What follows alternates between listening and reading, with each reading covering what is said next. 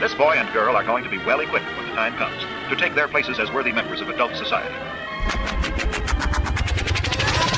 Aloha, y'all. This is Daniel Eisenman, the host of the Breaking Normal podcast, where my guests are all invited based on the frequency of synchronicity, all done in person, and all trailblazers in the breaking of all things normal. All right, y'all. Very excited to be here with Andre Husney.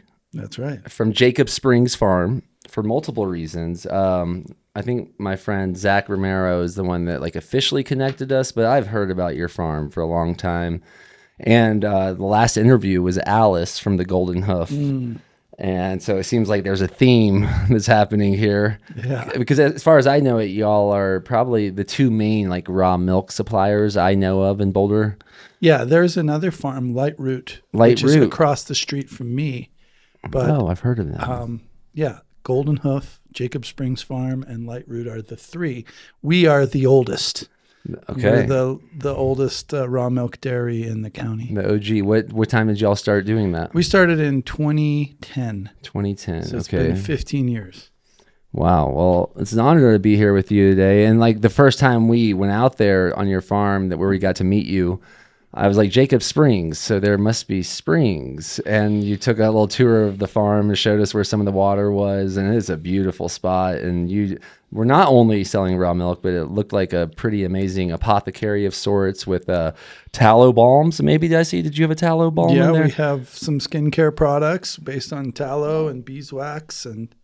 This is ours. This Yes. is the original one. Take a smell whiff. You're right. you're good at this. So this is our Tri Vitamins whipped bison tallow balm, Yes. white chocolate version. Oh, that's awesome. Let's see the texture. Rendered from pure kidney fat, 100% yeah. grass-fed, grass-finished. Yeah, that's what we call prime tallow. It's the kidney fat. Can you Sure. tell me what? All right, so I know this. We also sell a cooking tallow, but that's from our bone broth. That's the tallow that rises to the top from the bone. So then I've heard of tallows that have smells, and it's more barny. And I'm not sure if they're using back fat. Can you break down this situation? Sure. For us? Yeah. So on the continuum between fats and oils, they all have chemical similarities as far as they're all triglycerides, but there are obviously a lot of differences between saturated fats and oils and stuff. But when it comes to animal fats, there are a couple of things that change the character of the fat. Many things, actually. It's quite complicated, and I'm not sure the science is really there yet as far as really understanding all of the interactions. We're starting to understand more about omega-3s, omega-6, fatty acids, conjugated linoleic acid, brown adipose tissue, but there are still a lot of things that I think that are not well understood. But basically, if you think about your own body, we have fats in our body, and we have these beautiful functional appendages that don't always stay at core body temperature, right? So our hands. You have big hands. I have big hands. Yeah, we are big-handed men. Are your hands bigger than mine? I don't like to come to. I'm just saying, my dad has bigger I hands. think my hands are slightly bigger than yours. It looks like. Wow. All right, sorry, but please continue. Yeah, big hands. You know what they say, right? And with big hands, they have big gloves. That's true. I have heard many versions of that. That's a new one. Thank you for. So if the fats in our hands were to get cold, we would no longer be able to bend our fingers, because you've all seen olive oil in the fridge. It gets cloudy. Coconut oil, when you warm it up, it stops being cloudy, starts being clear. So when you warm a fat, it becomes obviously more supple, more pliable. And so the fats in our extremities cannot harden they need to be able to stay soft even at lower temperatures, or else it would inhibit our mobility and we would damage the structures of our hands just by moving in the cold. And actually, we do know, if you're used to being warm, if you keep your body in a warm environment, in a house, in a heated home, and then you go outside, your hands get stiff. Mm-hmm. The fats in your hands are solidifying and impeding your movement. So by design, we have more greasy, oily fats in our fingers, and they're less saturated, they're less solid in our extremities. If you spend a couple of weeks outside in the cold, and don't warm yourself up, the structure of fats in your hands changes. Okay. So when it comes to cattle, it's the same thing in their extremities. There used to be a product on the market called neat's foot oil. And then neat is an old-fashioned word for a steer or a market-ready cow or cattle. And so they would take the lower extremities of cattle during the winter and they would boil the fats out of them. And that was a soft, pliable oil that had a lot of brown adipose tissue in it.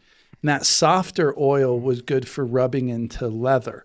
So neat's foot oil now, if you go, you can find neat's foot oil like in the marketplace, but it's mostly made out of petroleum distillates as a simulation of that product. Okay. So softer oils come from the extremities. So that's one thing.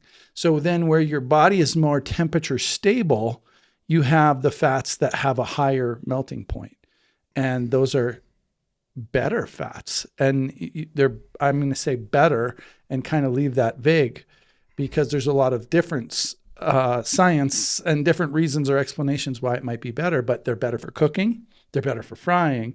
They taste better. And I believe they're much better for you. So within one animal, you can have softer fats in parts of the body, like under the skin, where there's subcutaneous fat. That's going to be more pliable, softer. And is the fat, do they get that fat from like the hide or where's that fat? Yeah, just right under the hide, there's a layer of fat. Okay. So there's really several places your body deposits fat, but one of the major ones is under your skin. Okay. Because that's a great source of insulation. So you have like blubber on seals or other animals like pigs. Mm-hmm. You know, pigs are really cold hardy animals, but they don't have these big woolly like sheets. Yeah, exactly. Like I remember going to the Viking exhibit. Where at? At the Museum of Natural Science in Denver. Okay, all right. And they said the most common bones that they found in the Viking middens, trash heaps, were pig bones. So the Vikings were keeping tons of pigs. Okay. Well, they don't have the wool. How do they stay warm? Well, fat is a really good insulator. So there's that fat under your skin, but obviously that fat can't be allowed to crack if it gets cold. That would suck. Your skin would break. Yeah. But inside, in the viscera, around the kidneys, that's the most temperature stable part of your body. Okay. So your body can invest in the best quality fat in that location. Because also, if the fat is cold, your body can't mobilize it for use. It's a lot harder for it to be metabolized if it's cold. So if it's inside your abdominal cavity, that's where you get that higher quality fat. Now, that's just looking at one animal. Yeah. So you have the skin, the extremities, and then you have the internal fats. But if you look from animal to animal, grain-fed cattle have greasier fats in general than grass-fed cattle. And the more grass-fed the cattle, the more firm and high quality the fats. And I say more grass-fed. There's, that's now a label that they slap on everything, but it doesn't have a ton of meaning. I know Alice was talking about that. Yeah. And they're great. I love Alice and Carl, and the way they do things is really, the way we like to do things. For the most part, we have some differences, but for the most part, we really we're very aligned in our philosophy. But anyway, when it comes to grass-fed cattle, you're still going to find softer fats around the outside under the skin, but that really high quality fat, the fat that was always prized by people for millennia, was that fat around the kidneys. It's the firmest, it's waxy, and if you fry in that kind of tallow, it's crispy. So it's like you can almost break it in half if it's just out of the fridge. It's like if you had a stick of butter of that tallow, you could snap it in half. Yeah, actually, we get it in 16-ounce blocks, and you definitely can. You can cut right through it. Yeah, so if like a softer tallow, you would dent it with your thumb. But a visceral tallow, what we call prime tallow, you can't really even dent it. It's solid. It's almost like wax. And then, so why is this so good for someone's skin? So, and do you have a theory of which is best for the skin, or does it? Well, like for your skin, you do want to be able to rub it in. Mm-hmm. So that prime tallow, sometimes people will add like olive oil. What do you have in We yours? whip it with organic emu oil. Okay, so there you go. So you're getting a little bit softer of an oil that melts at a little bit lower of a temperature so that you can get it to absorb. And so you do want that. Because otherwise you'd just be rubbing your skin with like a block of glass. Exactly. Like, it's not going to. Yeah.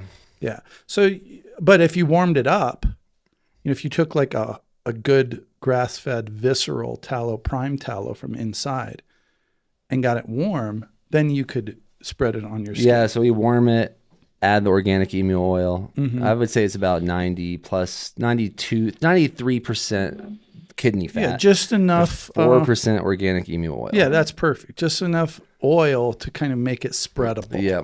And I like that organic emu oil on my skin a lot. Do you ever use that? I have tried it. Like, I don't use a lot of skincare products. And when I do, it's just typically what I have on hand. Like, I use my cooking fat because I keep a little tub of lard and a little tub of tallow right by my stove. Yeah.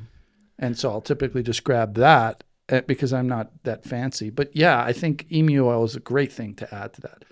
Other things could be, some of the more extremity fat, the brown adipose tissue, or like a good quality not seed oil, like a coconut oil or a olive oil. Yep.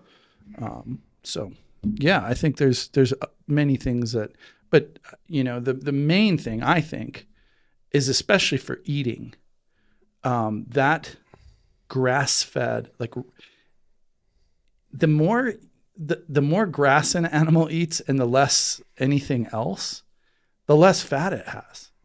So, if you butcher a 2 or 3 year old animal that has had nothing but grass for its whole life, it rarely has very much fat to speak of around the kidneys, because grass is just kind of giving them what they need and not a whole lot of extra. On the contrast, if you slaughter a grain-fed animal and you open it up, it's greasy. It's like slimy, and there's fat surrounding all the organs that doesn't have that aura of health to it, to me. But when you find those grass-fed animals and then you mature them enough so that they have time to accumulate the fats around their organs, that fat is really special and it's really rare. And I don't even know if there are products on the market that you can just go buy that have only that fat. If you buy tallow, you're lucky to find organic, let alone grass-fed. Oh, there it is. Yeah, right. And then you're lucky to find grass-fed organic bison tallow. That's precious. Yeah, and organic, it's not certified organic. I don't even know if bison do organics or not. I'm not sure. I think the one they go by is like regenerative, and if it's field harvesting or not seems to be a big idea. And the grass-fed and grass-finished. My understanding is like most bison are grass-fed, obviously, but like 80-something% are grain-finished. Yeah. So we don't buy from those suppliers. Yeah, that's just like we tend to take. In our culture, we tend to take something good and then focus on the wrong aspect of it and then reduce and then like optimize it for the wrong thing. We see this in bison. You see it with Wagyu.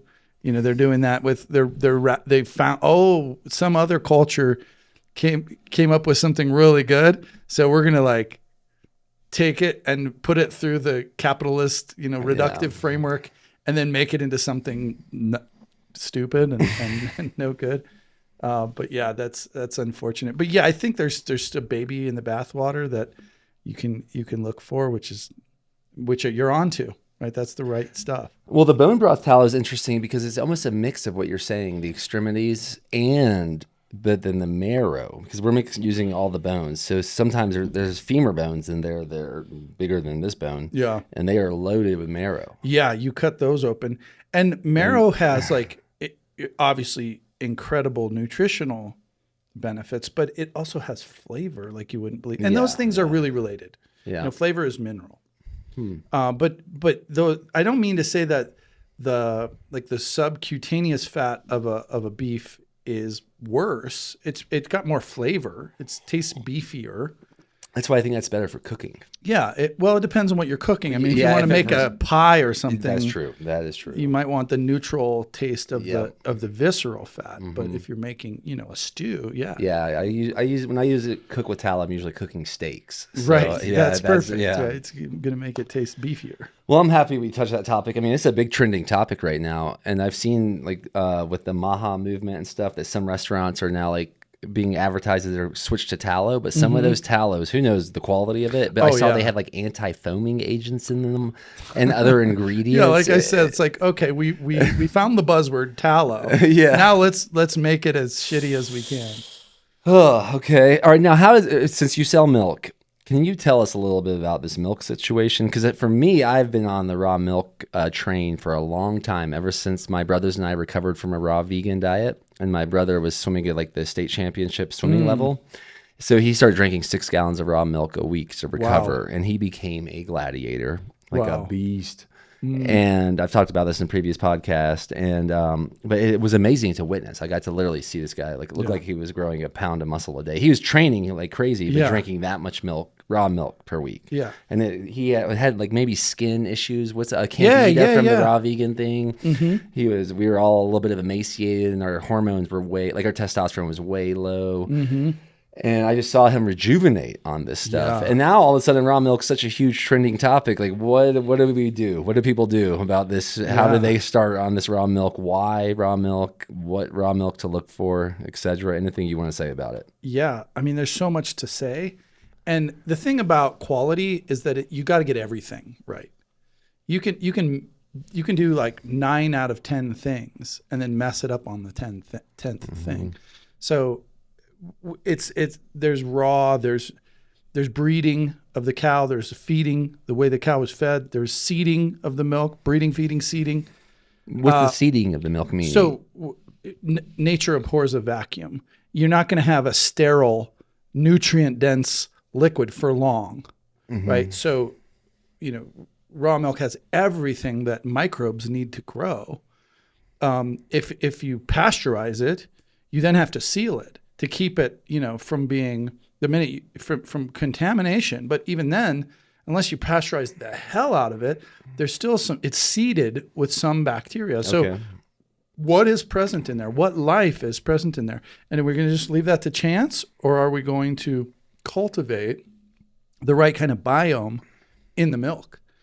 So you got to get all of these pieces. You got to have the right practices for feeding the cow. You start with the soil, and then have the right plant communities that support the cow's nutrition, and then you got to have the right cow to eat that has the genetics, not to give you shitty, watery, low quality, bad proteins. The breed really matters. Most of our cows are Holsteins. They're bred for maximum production. Okay. Those cows also, because of their high production, their entire metabolic resource base is geared towards producing more milk, which means they have suppressed immune systems, which means they're chronically ill.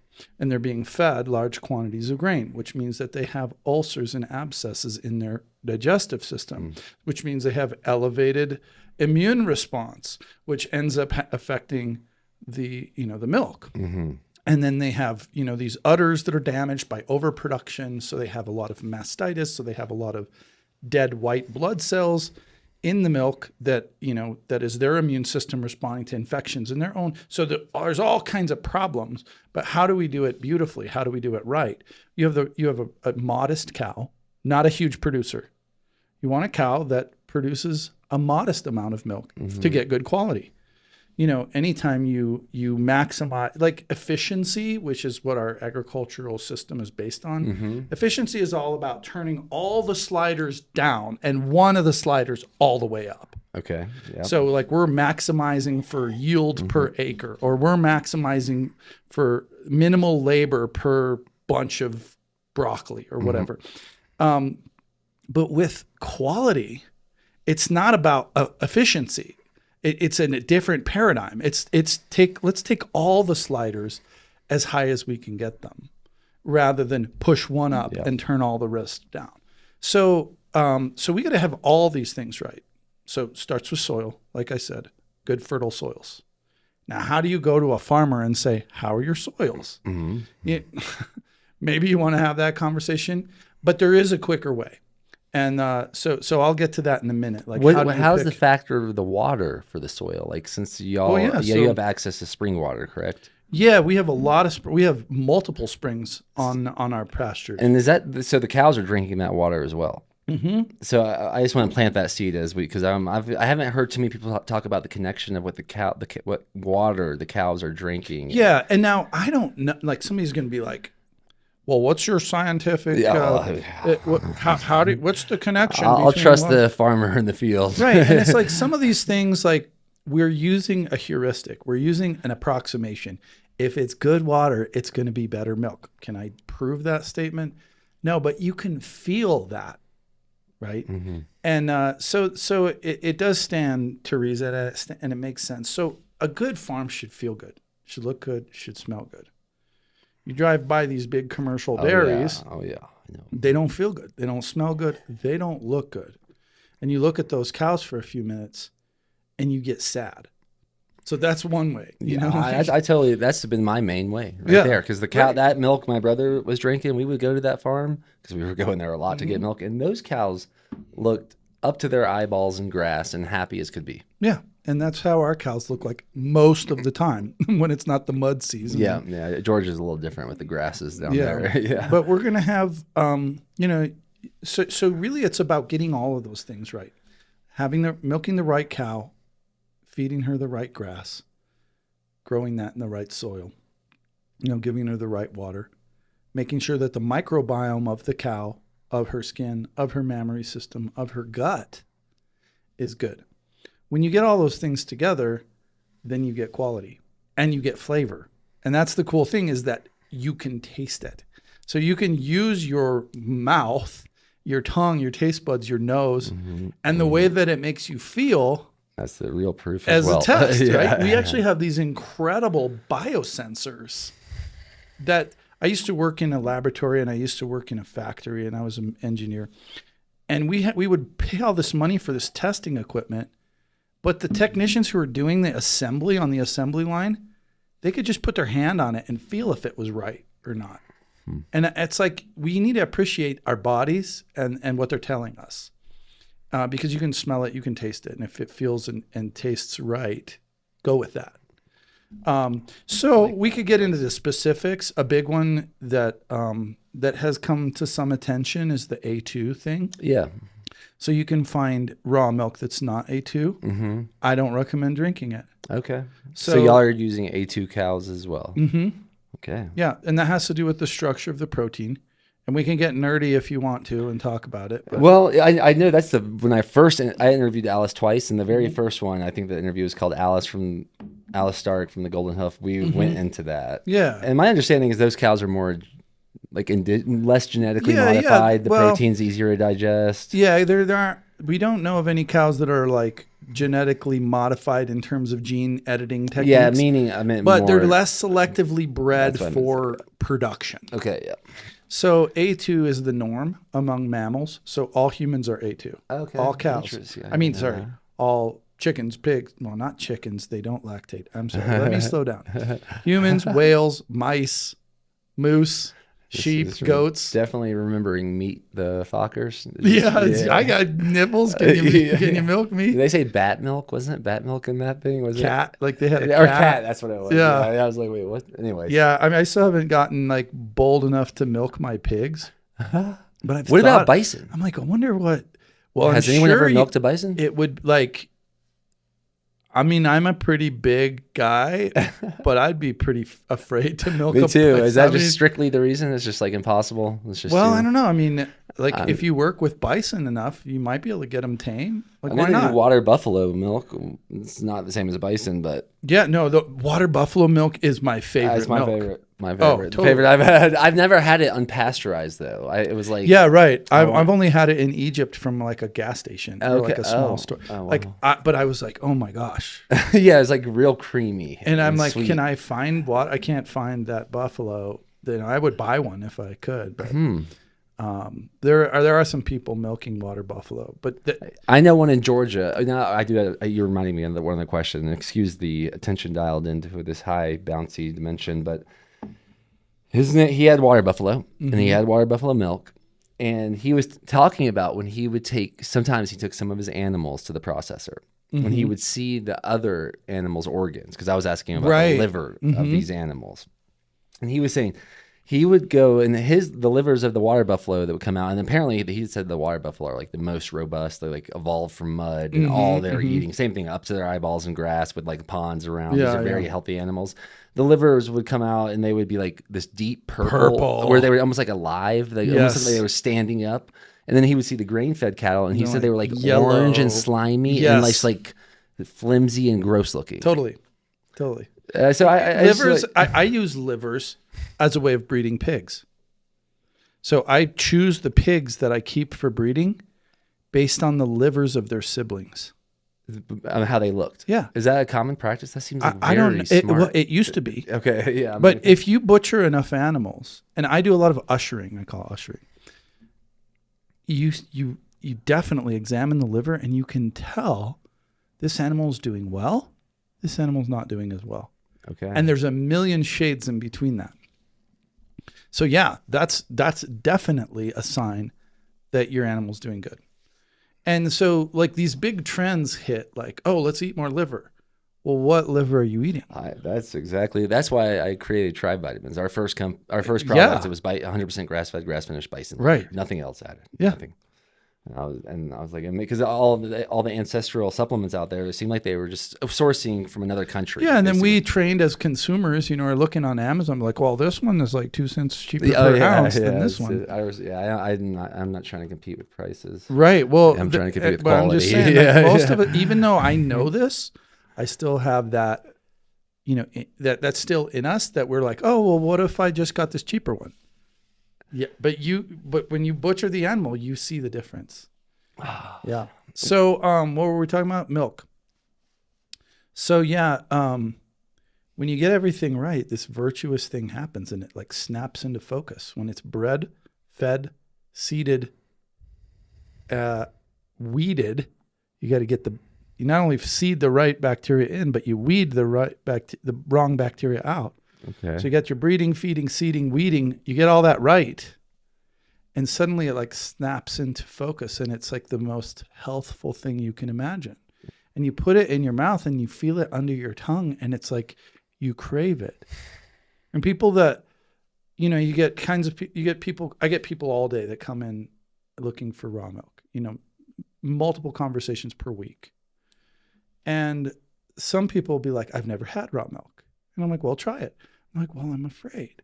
There's literally this, it really baffles me. There's so many people who think you're going to die. And it's like, really? There's a reason why people in India worship cows. And the reason is raw milk. It's nothing to do with the mushrooms? What do you mean? The mushrooms that come from the poop? I'm not aware of this. Like the psychedelic mushrooms. Oh, is that a thing? I've heard that. I've heard that there's that's why they worship possibly cows? I haven't taken many high doses of psilocybin mushrooms, but I've heard that a lot of the imagery, well, maybe that Hinduism too. has maybe been influenced by consuming the sacred mushroom of the cross from cow poop. Sure. Why not?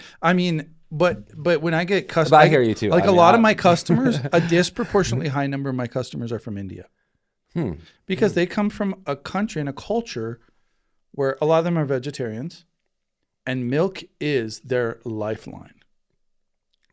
And they come here and they go to the store and they cannot find it. They can't find what makes them feel. Yeah, that's interesting. Wow. Feel good, but about it is milk. available. It is available for someone that's willing to like look at. Yeah, one but of these not webs. at Walmart. And not at Whole Foods. Oh, definitely not. It's not at Whole Foods. Yeah, that's true. So then they end up at my farm and they're like, and it triggers deep core memories of childhood. Even for people like, I'll have this conversation and it's awesome. I have to just like smile and nod because I've had the conversation 100 times, but for that person, it's their first time because they'll tell me about the experience of drinking a glass of my milk and it bringing them back to their grandma and the farm that they grew up visiting, grandma's farm in Iowa where they had a milk cow. And it's like that much of an emotional experience that you get from food, but it's not like a recipe. It's just an ingredient. It's milk. And it really touches people because it's that good. What does it take for someone to have their own dairy cow just for their family? Like a half an acre and a way to get hay, And then the big thing, a daily commitment to milk the cow. That's the big thing. So you create a relationship with an animal. And then that relationship is, you have to be faithful to that. And that's the hard part. Dairying is intimidating for farmers too, because it's a daily thing. And if you're an individual, it's a problem because you get burned out doing the same thing every day. But if you can take 2 days off a week, you're good. So it takes a community, and that's part of the problem is that we're all so disconnected from each other. To have a cow by yourself or with just a family, it takes this day. It's this everydayness of it that kind of grinds you down. But if you could have a cow with like 3 or 4 friends. How much milk does one cow like that produce? Well, like one of our cows, it's not a big producer. I'm not going to win any awards. Like my cows are like 8 to 25 pounds a day on average. When they freshen, like my big producer right now is producing 50 pounds a day. Of milk? Mm-hmm. 50 pounds 50 of pounds milk? Is like, what is that? Like 5.5 gallons. I don't know the conversion off the top of my head, but that's pretty impressive. About right. That's quite. So you have from 50 to what? What's the lowest? But she'll drop off. Okay, so she lost her calf. Her calf died. So we leave our calves on the cows. Okay. So we're only getting the extra of what the calf doesn't drink until the calf is at weaning age. That's radical. Most farmers do not do that. And then the vegans will say, "Oh, these cows are being forced to they're being forced to get pregnant and their babies are ripped away from them." We don't do that. We leave the babies with them. And it's not because we're touchy-feely. It's because the best cows grow up with their moms. You don't take a cow, pull it from its mom, feed it formula, and then get a great cow. How does this work with the colostrum industry? I don't know how they do it. We only have colostrum. People are like, I want to sign up for a raw milk share and I want colostrum. I'm like, well, we don't have any colostrum because we don't have a cow that just gave birth in the last 3 days, right? So when we have a cow that gave birth, then we have tons of colostrum. We put it in the fridge. It's gone. I bet. Whenever I see that, I don't see it for a while. Yeah. So I don't know how they. I mean, in the industry, those are just like those are probably big commercial dairies that are calving every day because they have thousands of cows, and each cow on average is giving birth once a year, even though each cow on average is only in the dairy for 2.5 years, and then it's basically broken down to the point where the animal health expenditures exceed the profitability and they cull it. So the average cow. What do they do with that meat? Like, do they sell that as meat, or what do they do with that? Yeah. I think, by the way, don't quote me on this, but we could do some research and maybe someone out there listening can. I think that's where most of the organ products from New Zealand come from. Oh, sure. Are from the dairy cows. Yeah, the retired dairy cows. And retired is a nice way of saying discarded. I have this really cool book from the 1930s. It's a U.S. Department of Agriculture yearbook of agriculture, and it has some statistics about dairy farms. In 1939, there were 22 million dairy farms in America. That's a lot. I'm surprised. And the average dairy farm had 4 cows. Okay. And the average cow was milked for 12 years. Wow. And so since they typically start milking when they're 2 years old, she was 14 years old when she was no longer being milked. Her peak lactation was her 7th lactation, so when she was 9 years old. Most American dairy cows do not make it to 3 years old. Wow. So that's the old model. And we kind of, it's like the old ways might be better. And that's more like what we do. It's pretty. I mean, I've talked about these topics so many times, but you definitely have a well and depth of knowledge around some of the subtleties that I feel blessed to talk to you about. So thank you. Yeah, it's cool to share it. I mean, but really at the end of the day, it's about, how does it make you feel? Does it taste good? Does it feel good? I'm kind of excited about that idea. Like the stats it reminded me of like how I understand that history of the apple, like how there used to be thousands of apple breeds, varieties. like just based on people's last names Yeah. of their families. And then when they did prohibition or something, I caused that to stop, or like it kind of paused with that. And then that's when the big apple, like the 5 big apples came in. And then that's when monocropping came in. It was like this is indirectly connected to prohibition. I always found that story very fascinating. And that's when you told me how many dairy farmers there used to be, because they had 4 cows that milked them till they were elderly. It was like, those are like old. Those are family friends, right? Yeah, that's those cows had kind of names. inspiring me to but my family, like, why doesn't my family in Georgia have a cow? Don't you have to keep getting it pregnant somehow, or how does that work? You hire a bull once if you look at kind of the chart of production for the first month, they'll peak in their milk production after they have a calf. Okay. So they start lactating, getting ready for the calf. That first milk is the colostrum for 3 days. Then their production ramps up. Okay. Then it sort of starts to tail off, and then there's a long tail. Okay. So the natural cycle is to give birth every spring. Okay. So, once a year. So you're milking for 10 months on average. And then they have 2 months off, and then they give birth again, and then they're milking again. And that's how, wildebeest and bison, they kind of naturally wean their calves off at their own rate, depending on, I don't know, each species might be a little different. But that's kind of the natural way. But if you don't get a cow pregnant, she'll continue to milk, but it'll just decrease and decrease until at some point it's like not worth it anymore. And at that point, if you breed her then, you're going to wait 9 months until she has a calf. Oh. So we pretty much breed each cow, but it just happens by itself. We just leave the bulls with the cows. But I'm saying for that family farm that only has one cow, you might want to think about, you might go like, well, every 18 months, every year and a half.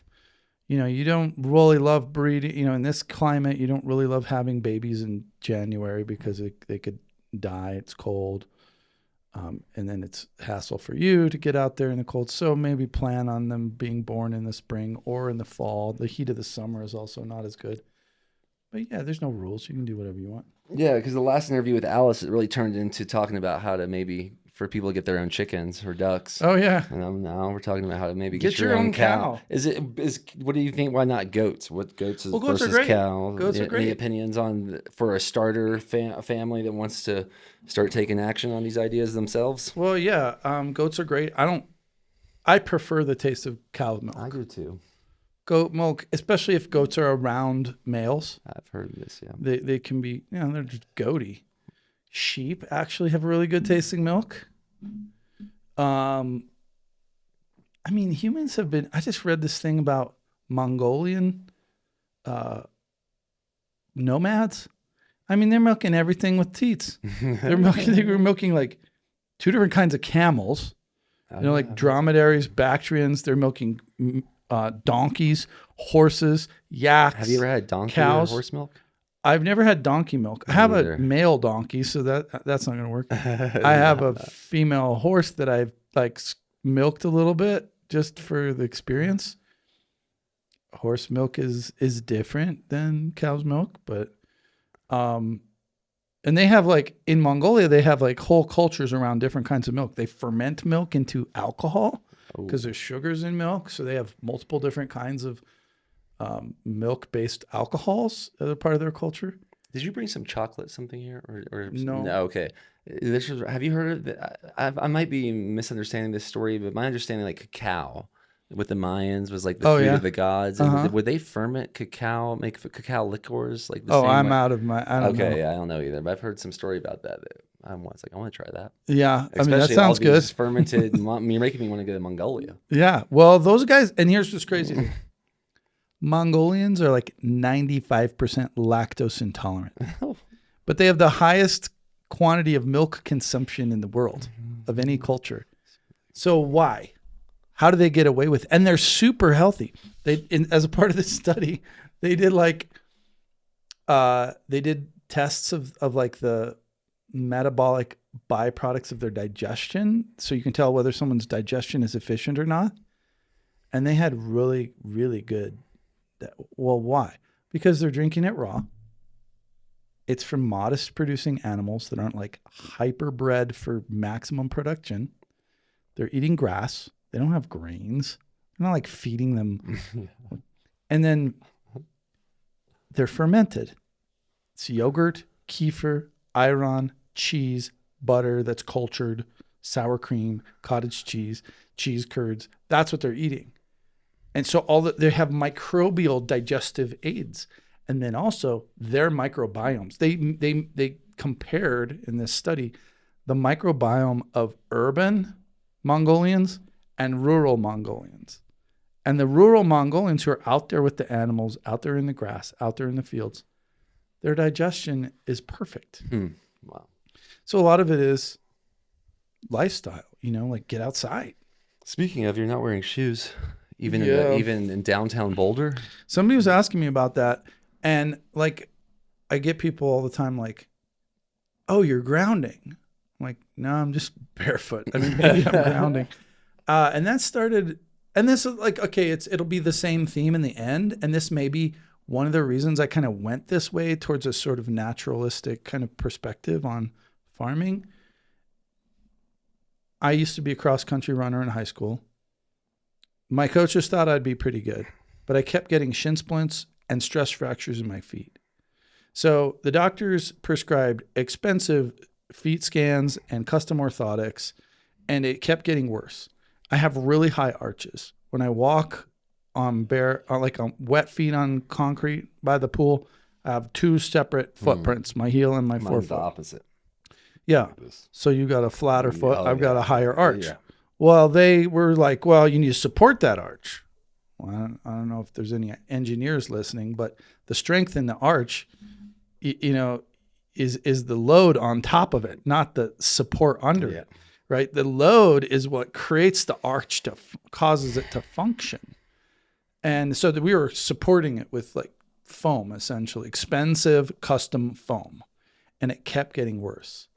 And then I grew up here in Boulder. Were you born here? No, I was born in Beirut in the Middle East. Okay, all right, wow. Yeah, I came over here. I was a refugee. I came here. I got here when I was 9. But I was in high school and I was watching the Boulder elite runners race.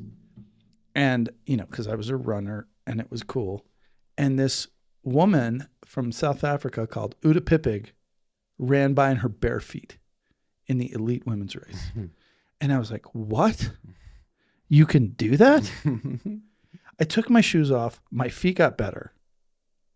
And I haven't, I sometimes I bow to pressure from like society and put my shoes on to like go to church or something.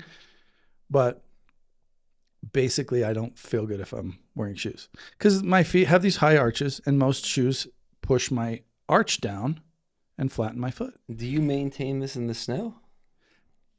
Most of the winter, there isn't snow like in Colorado on the ground all the time. Yeah. If there is, if it's dry enough, I can do it. Mm-hmm. If it's wet, it's harder. So I'll wear some rubber boots or something. But in the spring, in the summer, in the fall, also I have to cross to bring my cows in. I have to start at the barn, walk out, release the cows from pasture. I have to cross the creek, bring them back across the creek, milk them, bring them back across the creek, and then walk back across the creek back to the barn. So I have to cross the creek 4 times in the morning. Yeah. If I do that in rubber boots, then my feet are sweaty and sloshy in crappy rubber boots all day. If I do it in tennis shoes. My feet are sitting wet all day. If I do it barefoot, I walk through the creek, I walk out the other side, and they're dry in a couple of minutes. So it's just a lot more comfortable to be barefoot. And then, like, it actually works well. It's actually fine. And you're grounded. Oh, yes. Plus, I've got all this spiritual benefits that come from it. Maybe, like, I heard somebody say today that it activates the vagus nerve or something. Oh, I've heard oming does that too. Oh. Well, I didn't even really know I had a vagus nerve, but I need to look into that.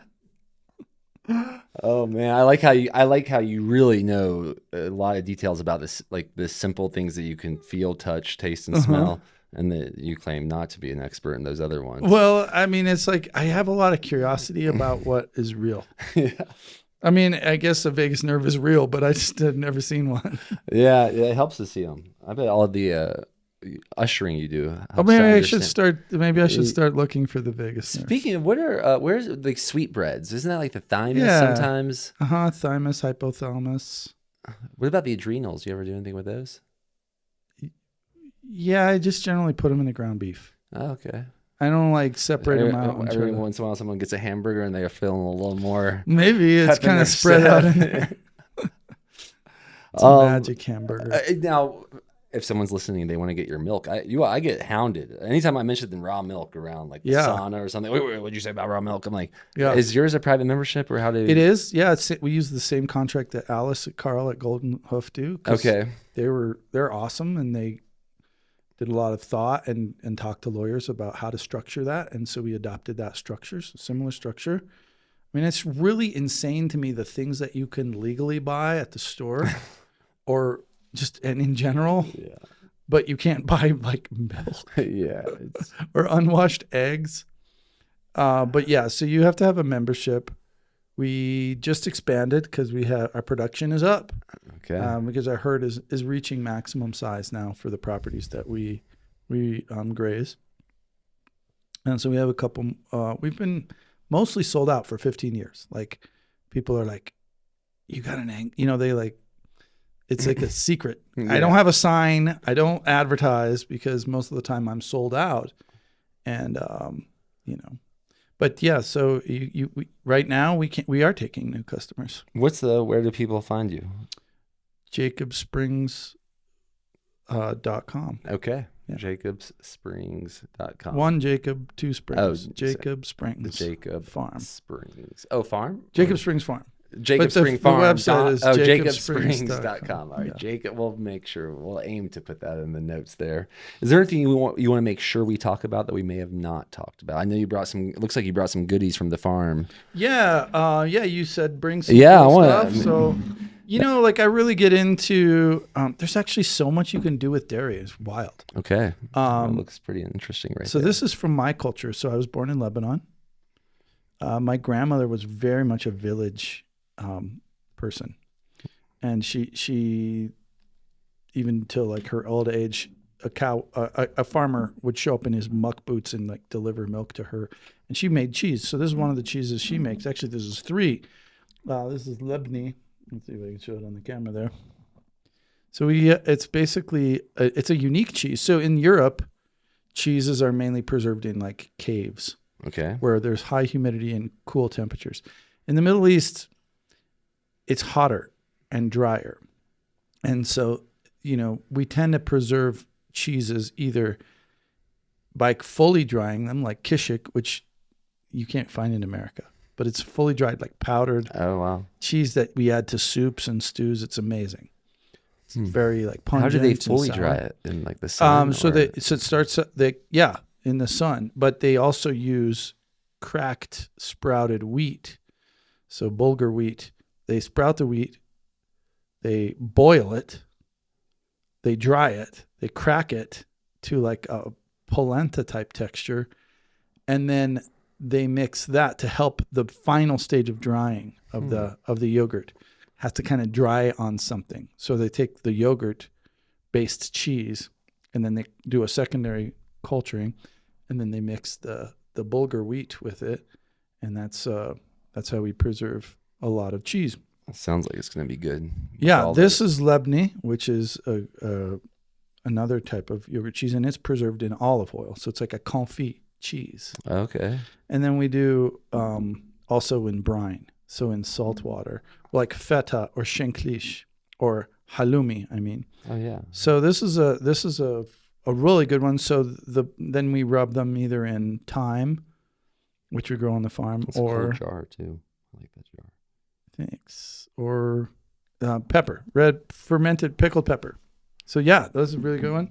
Wow. This is that pickled pepper. Alice was talking about the cheeses in the grocery store are most likely genetically modified bacteria. For Yeah. And there's a then lot of dirty secrets in cheese. petroleum dipped or something, or like Yeah. coated? So I Is this just true? found out this myself. I'm like, wait a minute. So I've been working. I work with cheesemakers. People come, they seek me out. They're like, "Oh, we hear you have the best milk.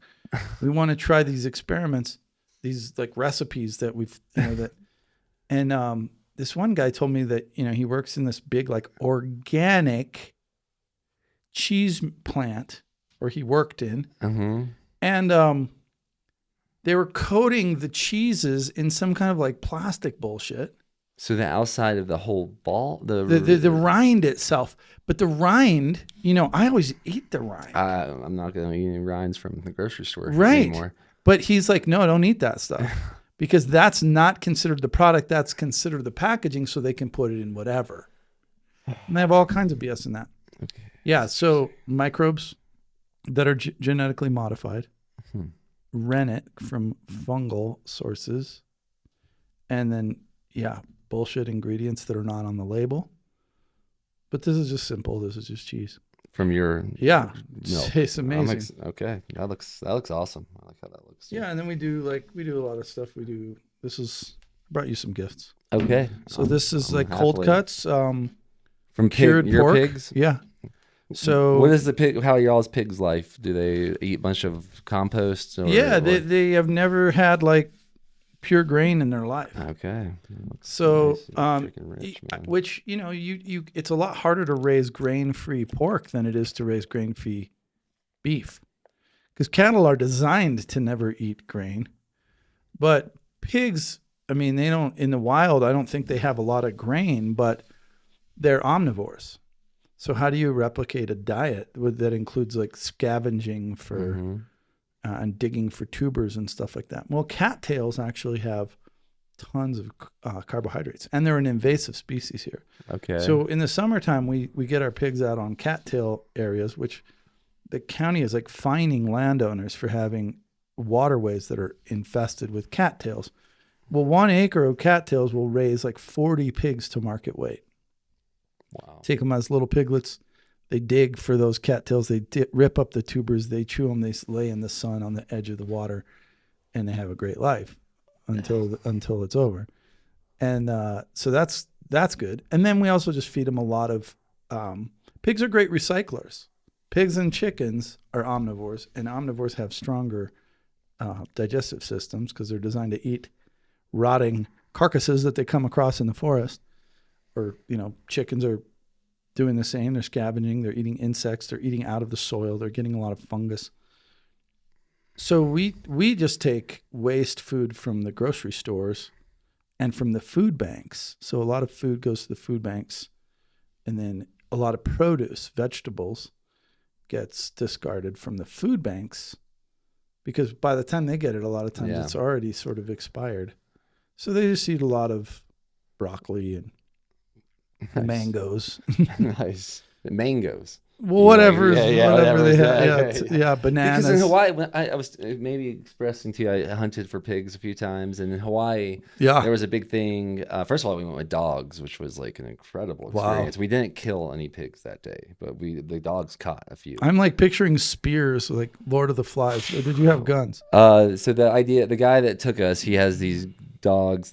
I guess it's all right. In Hawaii, there are certain people that go with pit bulls and a knife. Oh, wow. And they'll go knock on a rancher's door and be like, how much per pig? How much will you pay me per pig? And I think in those cases... they get paid. Yeah, this is not what we did. But in those cases, I think the pit bull latches and the owner stabs. Dang. Which is sounds so dangerous. It's a good thing they have smaller pigs there. Yeah, they do have smaller pigs there. But then the hunter was, we hunted with his dog. These dogs, what they would do, they find the pig and then they yell. And then the hunter comes with a gun. Alert. Okay.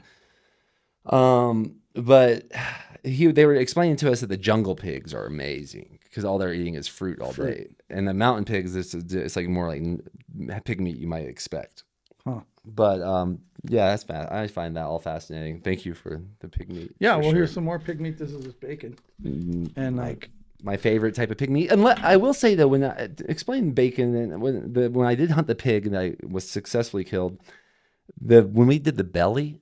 The pig belly part, that almost tasted so good it was sinful. I don't know if I've ever had pig from a market like that. Is that what's bacon and what's the difference between? Yeah, bacon's from the belly. Okay, and it's just like thinly sliced or something. I don't know. Yeah, so like in your abdomen you have layers. I got this thing. Yeah, what happened to you there? I broke my rib in a dumb accident with a machine. Okay. Yeah, I broke my rib on this side and I bruised it on this side. So I'm wrapping it, but. What were we talking about? The bacon, yeah. So in this part of the body, there's layers, fat layer, then muscle, then fat. And it just turns out to be a good ratio and a good distribution of like fat between muscle. And then it's flat, so it has more surface area exposed to air for like curing and drying. So if you salt the outside, and maybe sugar it too, some people add to help it dry and to preserve it, to keep it from bad bacteria. It turns out lactobacillus is really salt tolerant. Okay. And lactobacillus is our friend. So you can get it to cure just kind of like a prosciutto or like a Iberico, a ham. And then, because it's got a lot of fat in it, it kind of fries in its own juices and it's great. And no nitrates. That's the other thing about store-bought bacon. A Yeah. lot of times they have all this stuff added. Yeah, they're just afraid of, because, when you get a long supply chain, Yeah. things go wrong and you don't know. That's kind of what I kind of explain about what I do different.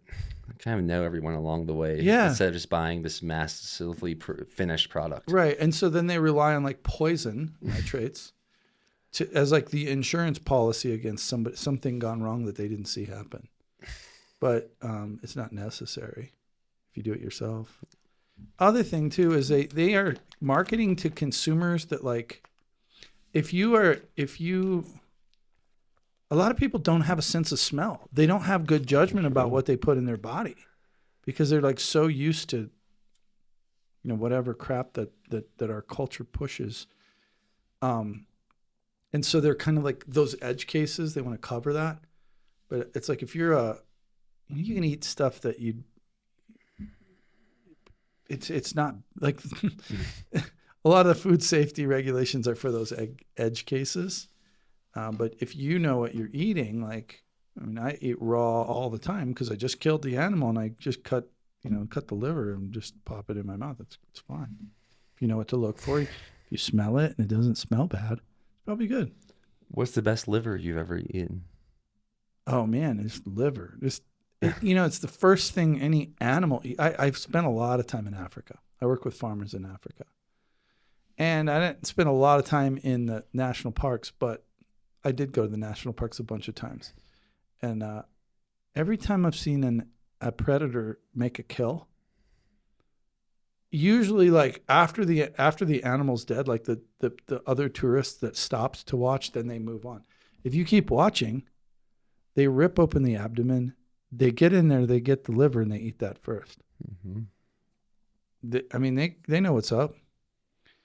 That's the good part. So what's the best liver? It's the one in front of me. A liver from a healthy animal is good. Well, I will say that. But you know what's the worst liver? I like liver raw. If you cook it, I've had good cooked liver, but all the bad liver I've had has also been cooked. You can cook it. I'm not sure how, but you can cook it in ways that make it not appealing at all. But it's actually really not. It really tastes good to eat it raw, but it's a mental thing. People feel squeamish about that. Yeah, we've done some harvesting of animals as like a group experience, and once we did it with Lakota tribe, and they were very particular about the men eating the heart first and then passing around the liver next. And a lot of people were just like, "This is crazy. They're not going to do that." But that liver, and I'm wondering, is it because the animal was alive 15 minutes ago, or if the animal was just so healthy? Well, I it do was notice so good. It tastes like hazelnuts. It was, and people were just buzzing. It was like a food drug after everyone started eating it and realizing, wow, this is the best liver they've ever had. Well, I don't know what's going on in there, but there's a lot of enzymatic activity going on in livers, and you got to. I mean, it makes sense that that's like after death, that process is going to kind of unwind itself at some point. It can't just keep going on. Mm-hmm. And so, maybe it's something to do with that. But you're right. I mean, there's definitely a buzz to fresh liver. If I, have too much to do and I put the liver in the fridge and then I come back to it 4 days later, I don't know. Someone told me that they thought it was because if you freeze liver, the iron rust. Oxidizes? Something like there's a rusting, and that's why you get that livery taste when you cook. Like interesting. Yeah, that livery taste is not there in the fresh. Oh, that's what I will say about that bite. I'm like, this is not. No, I'm like, I was like, you got to try this, and then once I was like, oh my gosh, it's like nutty. Yeah, about a year ago, I visited Turkey, and a friend of mine who lives there took me to this restaurant that serves only liver. And like I wish there wasn't a language barrier because I wanted to like go back to the chefs and be like, what are you doing? Because this is amazing. But that was the best cooked liver I've ever had. Okay. But the best liver I've ever had definitely is just liver. It's just raw, good, grass-fed lamb or beef liver. Pig liver is good too, but I prefer the herbivore. Would you eat pig liver raw? I've never Yeah, done that. I've eaten it raw. And then I really like liverwurst with onions and some ground pork and like a really fine paste. Like a pate. Okay. That's really good too.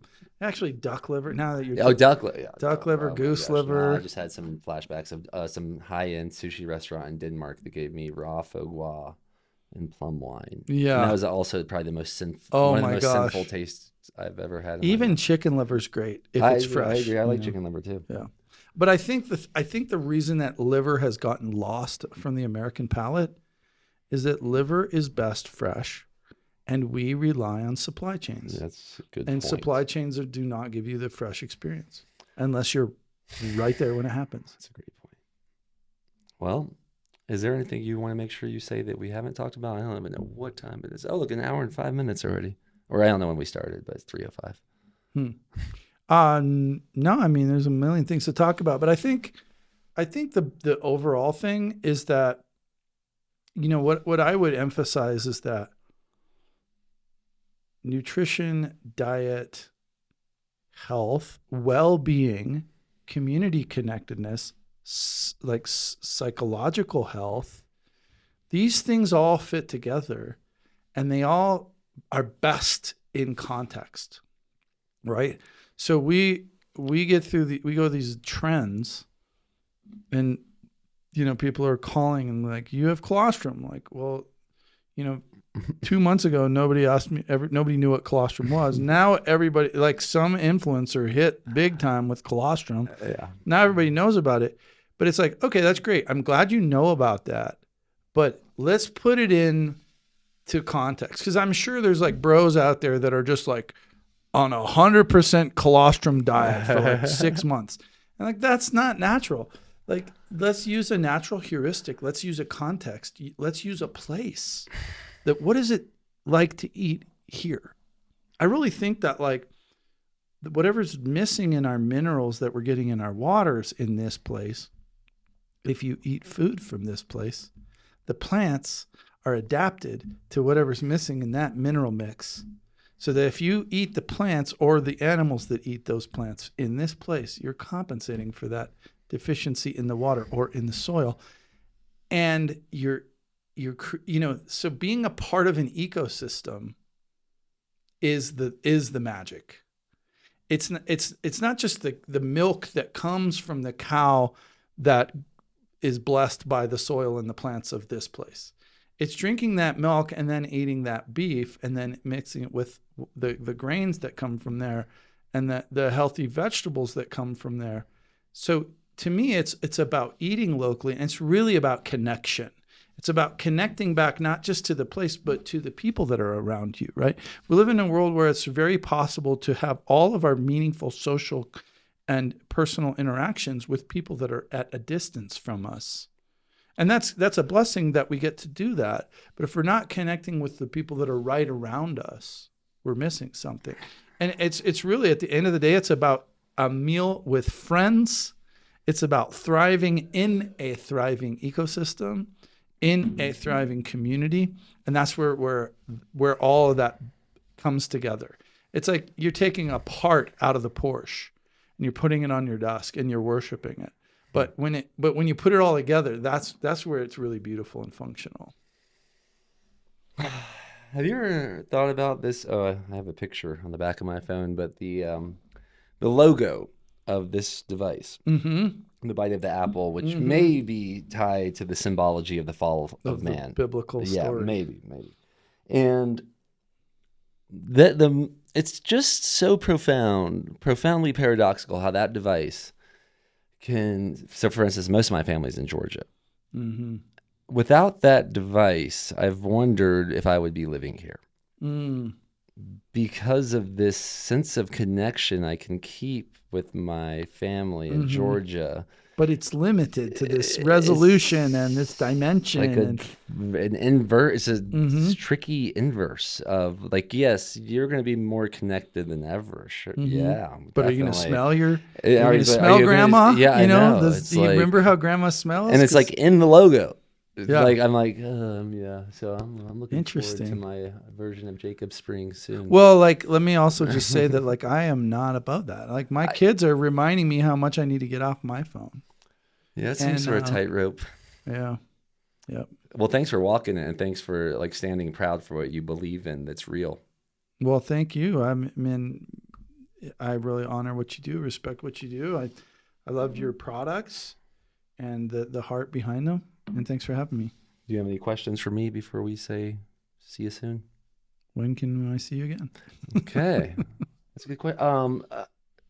Quite soon, because I want to start getting more milk from you. Let's talk about that. Very big minimal. Yeah. And then I will say this at the end. You might be looking for some help on the farm. Yeah, we have a couple spots open. All right. So, and it's one more time because I know we said it so many different ways. What's the website? Is that the best way for someone to reach out to you? Sure. You can find my phone number on the website, jacobsprings.com. Jacobsprings.com. Yeah. Or social media. All right. On Instagram or Facebook. Well, I have so much more to learn about you, but I love this podcast for the reason that we can have a great conversation and also inspire people to communicate about similar topics that I do think are near and dear to everyone's heart. Did I, when I first met you, did I gift you my book, Breaking Normal? No. Oh, I think you'll love it. And I think if anyone that loved this conversation will love it. And it's on Audible, so I read it. Check that out. Thank you, Andre. Keep breaking normal, y'all. Yeah. Thank you, Caleb, here from Let's Do Podcast Studio here in downtown Boulder. I think they also have space for some more people.